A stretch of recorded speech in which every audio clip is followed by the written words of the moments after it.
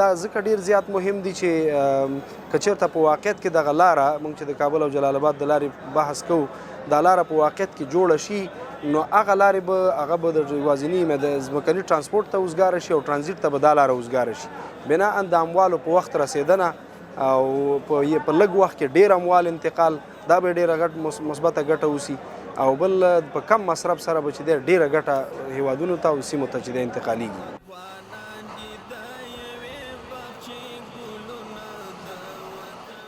د دې ترڅنګ چې لویې لارې هیوادونه سره نښلوي همدارنګه ښارونه او کلیوالي سیمې هم سره نښلوي